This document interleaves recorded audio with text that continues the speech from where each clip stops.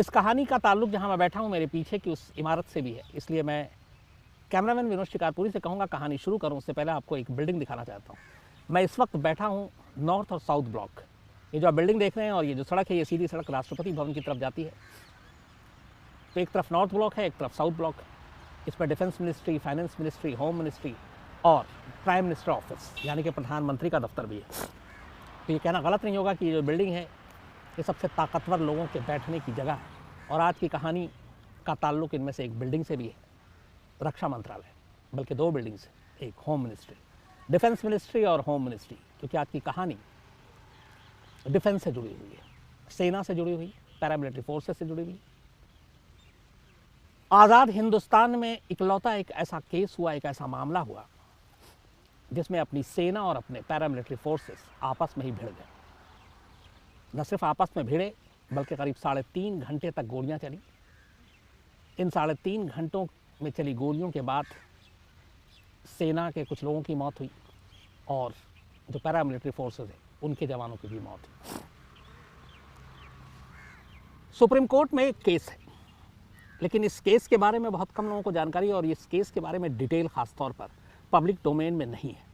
शायद रक्षा से जुड़ा मामला था, शायद जिस तरीके की वारदात हुई वो एक बदनुमा दाग था, इसलिए इस केस की ज़्यादातर जानकारी और इस केस से जुड़ी हुई जो फैक्ट्स हैं वो बहुत कम है।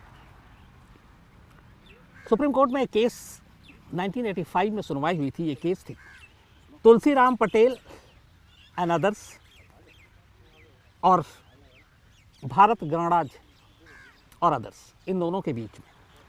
तब सुप्रीम कोर्ट के 5 जजों की एक बेंच बैठी थी और इसके बाद इस पर फैसला हुआ, एक डिसीजन आया। लेकिन सुप्रीम कोर्ट के इस फैसले की 1985 में जो दिया गया उसकी बहुत सारी डिटेल आम नहीं है, लोगों को नहीं मालूम, जानबूझकर इसको छुपाया भी गया है। ये मुकदमा था 1985 में जिसका फैसला आया था 27 जून 1979 को हुए एक ऐसे हादसे की जो आज़ाद हिंदुस्तान में इससे पहले कभी नहीं हुआ और उसके बाद अभी तक भी इतने बड़े पैमाने पे इस तरह की चीज़ें, इस तरह की वारदात दोबारा कभी नहीं हुई। ये केस 1979 में हुआ था जब आर्मी, भारतीय सेना और एक पैरामिलिट्री फोर्सेस CISF के बीच खूनी झड़प हुई थी। इस झड़प में कहते हैं कि एग्जैक्ट फिगर में भी डाउट है, लेकिन कहते हैं CISF की तरफ से करीब 22 लोगों की मौत हुई थी और इंडियन आर्मी की तरफ से करीब 3 लोगों की। दोनों ही भारतीय सेना, मतलब एक सेना, एक पैरामिलिट्री फोर्सेस, लेकिन उसके बावजूद आपस में लड़े। क्यों ये लड़ाई हुई, क्यों ये खूनी झड़प हुई, उसके ऊपर आए उससे पहले थोड़ा सा स्ट्रक्चर को समझना ज़रूरी है कि आखिर हमारे देश में आर्मी या पैरामिलिट्री फोर्सेस या फिर सेंट्रल आर्म फोर्सेस ये सब हैं क्या, इनके फ़र्क क्या है। जो हमारे देश में आर्मी है ये सीधे डिफेंस मिनिस्ट्री के अंडर में आती है। आप सभी जानते हैं इसमें एक आर्मी है, उसके अलावा नेवी है और एयरफोर्स है। 3 चीज़ें होती हैं जो देश की सुरक्षा के लिए सरहद पर लड़ती हैं। इनका काम है देश की हिफाजत करना, देश की सरहद की हिफाजत करना। तो चाहे वो इंडियन आर्मी हो, इंडियन एयरफोर्स हो या फिर नेवी हो, इन तीनों का काम हिंदुस्तान की सरहद की हिफाजत करनी है और ये तीनों सीधे डिफेंस मिनिस्ट्री के अंडर में आते हैं, रक्षा मंत्रालय के। और इनका जो मेन चीफ कमांडर होते हैं हमारे, वो होते हैं प्रेसिडेंट ऑफ इंडिया। अब इसके अलावा आर्मी तो हो गई, एक पैरामिलिट्री फोर्सेस भी अपने हैं। अब पैरामिलिट्री फोर्सेस में कौन कौन है? एक असम राइफल्स है, एक स्पेशल फ्रंटियर फोर्स है, सशक्त सीमा सुरक्षा बल, नहीं वो दूसरी है। इसके अलावा कोस्ट गार्ड है। तो ये जो तीनों हैं, Assam rifles, special frontier force और कोस्ट गार्ड, इन तीनों को जो सुपरवाइज करते हैं वो तो डिफेंस मिनिस्ट्री करती है, लेकिन इनको मैनेज करती है होम मिनिस्ट्री। अब यहाँ पे एक फ़र्क है, आर्मी, एयरफोर्स और नेवी ये सीधे डिफेंस मिनिस्ट्री के अंडर में है, लेकिन जो पैरामिलिट्री फोर्सेज हैं ये होम मिनिस्ट्री के अंडर में आते हैं। हालांकि इनके काम काज बाकी चीज़ों को डिफेंस मिनिस्ट्री के निगरानी में ही दिया जाता है। तो 2 चीज़ें हो गई, एक आर्मी और दूसरा पैरामिलिट्री फोर्सेज। एक तीसरी चीज़ भी है और वह है सेंट्रल आर्म पुलिस फोर्सेस। इसमें कुल 5 फोर्सेज आते हैं, एक BSF बॉर्डर सिक्योरिटी फोर्स, एक CRPF, एक CISF, एक ITBP और एक SSB, सशस्त्र सुरक्षा बल। तो ये जो सेंट्रल आर्म फोर्सेस हैं ये सेना से अलग हैं। हालांकि बीएसएफ भी बॉर्डर पे निगरानी करती है, सीआरपीएफ को भी ऐसे मौके पे इधर उधर भेजा जाता है नक्सल मूवमेंट और सारी चीज़ों पे। लेकिन सीआईएसएफ जो है, सीआईएसएफ का खास गठन इसलिए हुआ था कि जो हमारे यहाँ इंडस्ट्रियल जितनी भी इकाई हैं या बंदरगाह हैं या एयरपोर्ट्स हैं, इनकी सुरक्षा की जिम्मेदारी सीआईएसएफ को दिया जाए।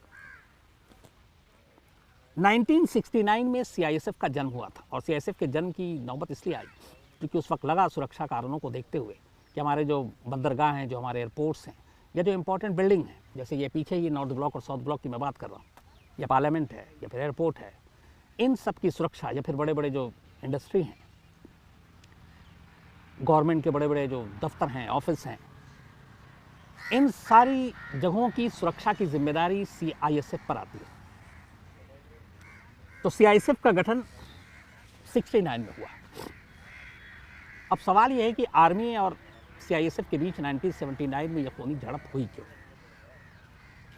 तो हुआ यह कि जब सीआईएसएफ का गठन हुआ तो ये सोच बड़ी क्लियर थी कि इन्हें क्या काम करना है, लेकिन सीआईएसएफ के लोगों को भी लगा कि वो भी वर्दी में है और उनका भी हक है उन सारी सहूलियत और सुविधाओं की जो आर्मी को मिलती है। यहाँ आपको एक चीज़ क्लियर कर दूं कि जो सेंट्रल आर्म फोर्सेस हैं अपने, इनमें से किसी को भी चाहे कितनी भी बहादुरी का काम करें, जो सेना के लोगों को परमवीर चक्र और ये सारी चीज़ें दी जाती है, वो इसके हकदार नहीं होते हैं। ये एक रूल है, वो सिर्फ आर्मी के लिए है, एयरफोर्स के लिए है या फिर नेवी के लिए है। जो पैरामिलिट्री फोर्सेस या जो आर्म्स फोर्सेस हैं, इनके लिए नहीं है। तो इनको लगता था कि ये भी इसी तरीके से अपना बलिदान देते हैं, कुर्बानी करते हैं, खतरे में काम करते हैं, बट उन्हें बाकी सुविधाएं जो आर्मी की तरह मिलती, जो आर्मी के लोगों को मिलती है, हमें क्यों नहीं मिलती। इसको लेके जब सीआईएसएफ का गठन हुआ 69 में, उसके बाद धीरे धीरे सीआईएसएफ के जवानों में इसको लेकर थोड़ी सी सुगबुगाहट शुरू हुई और इसी सुगबुगाहट के बाद उन्होंने खुद को सशस्त्र सुरक्षा बल का दर्जा देने की मांग को लेकर सीआईएसएफ ने एक आंदोलन चलाया।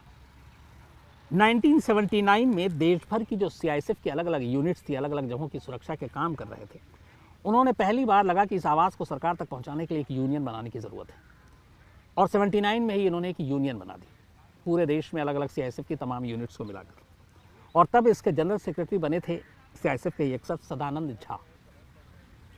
तो इनकी डिमांड यही थी कि जो आर्मी को सारी चीज़ें मिलती हैं सीआईएसएफ के लोगों को मिलनी चाहिए, क्योंकि उनका काम भी लगभग वैसे ही है।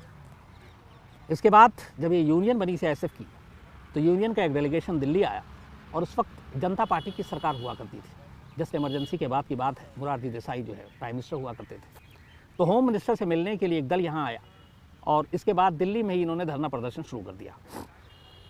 इस धरना प्रदर्शन की खबरें बाहर आई, मीडिया में आई। उसकी वजह ये थी कि जो आर्म फोर्सेस होती हैं ये सब डिसिप्लिन के लिए जाने जाते हैं। इस तरीके से पब्लिक फोरम पर आकर धरना प्रदर्शन या आंदोलन, नारेबाजी, इन चीज़ों से आमतौर पर माना जाता है कि आर्मी और अपनी जो सारी पैरामिलिट्री फोर्सेस हैं या फिर आर्म फोर्सेस हैं, पुलिस इंक्लूडिंग, वो भी दूर रहती है। मुझे याद है कि अपने करियर में सिर्फ एक ही बार मैंने दिल्ली पुलिस का धरना प्रदर्शन देखा, जो आपको याद होगा कुछ महीने पहले कोर्ट में वकीलों और पुलिस के बीच झड़प हुई थी। तो दिल्ली पुलिस के लोग जिस तरीके से सड़क पर बैठे थे, वैसा मंजर कम दिखाई देता है, इसलिए कि पुलिस फोर्स हो, चाहे सीआईएसएफ हो, चाहे पैरामिलिट्री फोर्सेज हों या आर्मी हो, इन लोगों को बड़ा डिसिप्लिन फोर्स माना जाता है और ये सारी चीज़ें बर्दाश्त नहीं की जाती। लेकिन 1979 में सीआईएसएफ ने अब इस मांग को लेकर धरना प्रदर्शन शुरू कर दिया। जब दिल्ली में होम मिनिस्टर से मुलाकात करने के लिए डेलीगेशन आया, फिर दिल्ली में धरना प्रदर्शन शुरू कर दिया और इसके बाद यहीं से कहानी शुरू होती है, उस खूनी झड़प की बुनियाद पड़ती है। दिल्ली में धरना प्रदर्शन की खबर बोकारो तक पहुंचती है और बोकारो स्टील प्लांट की उस वक्त निगरानी और सुरक्षा की जिम्मेदारी सीआईएसएफ को दी गई थी। सीआईएसएफ के करीब 1900 जवान और अफसर बोकारो स्टील प्लांट में तैनात थे, क्योंकि वो एक इम्पॉर्टेंट, बड़ा ही सुरक्षा कारणों से संवेदनशील जगह थी। तो बोकारो स्टील प्लांट में 1900 सीआईएसएफ के जवान और अफसर तैनात थे और अपनी मांग को लेकर अब उन 1900 जवान और अफसरों में से बाकी लोगों ने भी धरना प्रदर्शन शुरू कर दिया। बोकारो स्टील प्लांट के बाहर सबसे ज़्यादा उग्र हो गए सीआईएसएफ के लोग। 1900 में से कहते हैं करीब 1100 सीआईएसएफ के जवान बागी हो गए कि अगर उनकी मांग नहीं मानी गई तो वो किसी भी हद तक जा सकते हैं। जो उस वक्त उनका नारा था वो बड़ा फेमस, बड़ा मशहूर हुआ था। सीआईएसएफ की तरफ से जो नारे लगते थे वो नारा ये था कि वर्दी वर्दी भाई भाई, लेकर रहेंगे पाई पाई, पंजाब की जीत हमारी है, अब सीआईएसएफ की बारी है। ये उनका लाइन था कि वर्दी वर्दी भाई भाई लेकर रहेंगे पाई पाई। पंजाब की जीत हमारी है, अब सीआईएसएफ की बारी है। बातचीत के जरिए उनको समझाने की कोशिश की गई, लेकिन बोकारो स्टील प्लांट में तैनात 1900 में से 1100 सीआईएसएफ के लोग बागी हो गए और उन्होंने कहा कि उनकी मांग को पूरी की जाए, वरना ये आंदोलन रुकेगा नहीं। मोरारजी देसाई प्रधानमंत्री थे, बात उन तक पहुंची, डिफेंस मिनिस्ट्री तक बात पहुंची। मामले को सुलझाने की बातचीत के जरिए पूरी कोशिश की गई, लेकिन सीआईएसएफ के जवान टस से मस होने को तैयार नहीं थे। इसी के बाद जब लगा कि खबर आई खुफिया तरीके से कि 1100 बागी हो गए, उनके पास तमाम हथियार हैं और वो किसी हद तक जा सकते हैं, तो मजबूरन प्राइम मिनिस्टर को दखल देकर सेना को बुलाना पड़ा। पहली बार एक दूसरे फोर्स की कुछ हरकतों को दबाने के लिए आर्मी बुलाई गई। इस दौरान में बिहार सरकार ने 9 मजिस्ट्रेट को वहां भेजा, हालात पे काबू करने के लिए, उनसे बातचीत करने के लिए। साथ ही साथ सीआरपीएफ को बुलाया गया, सेंट्रल रिजर्व पुलिस फोर्स, और सेंट्रल रिजर्व पुलिस फोर्स ने पूरे इलाके की घेराबंदी कर दी।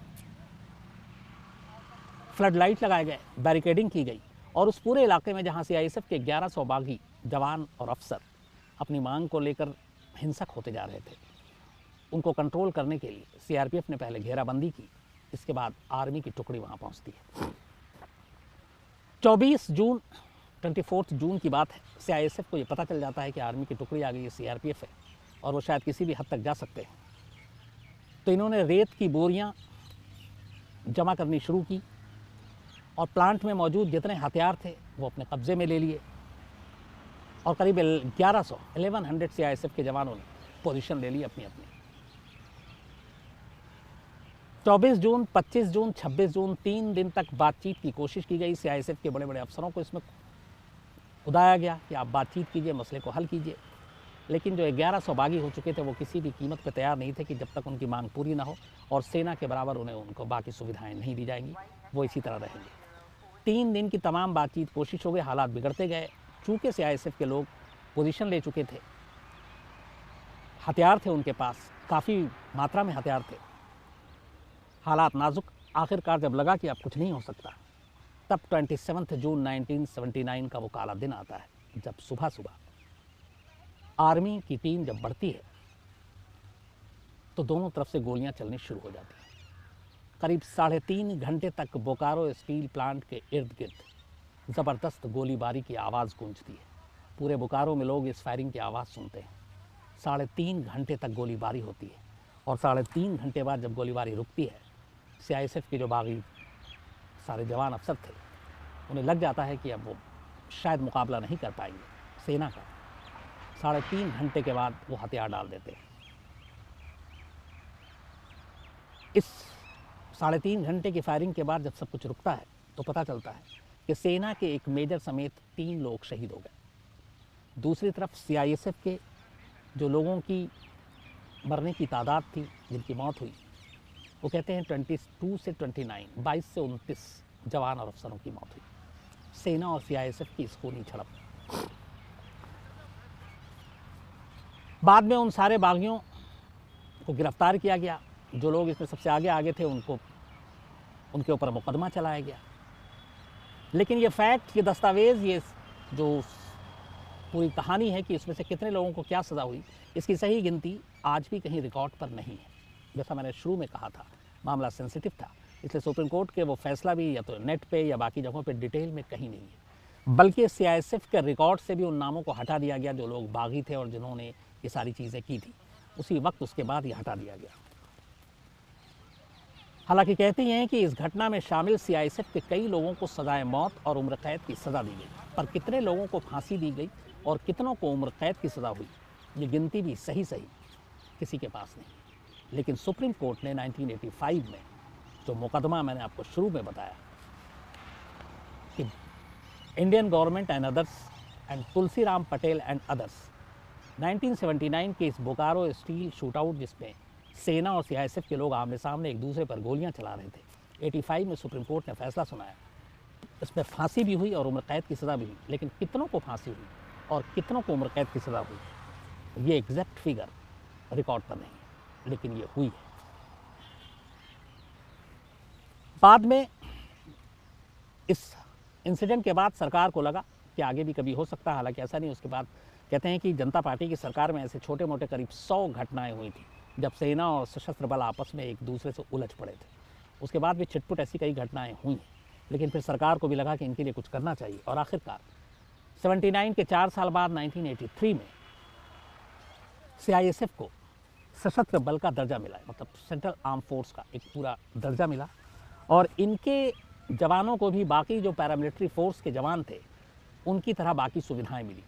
CISF की असल में शिकायत ये थी कि जो बाकी पैरामिलिट्री फोर्सेज हैं, आर्म फोर्सेज हैं, उनको जो सुविधाएं मिलती है उसके मुकाबले इनकी कम है, क्योंकि शायद उसकी वजह ये थी कि ये औद्योगिक इंडस्ट्रियल फोर्स थी जो बिल्डिंगों की और ऐसी ऐसी महत्वपूर्ण जगहों की सिर्फ सुरक्षा की जिम्मेदारी होती थी।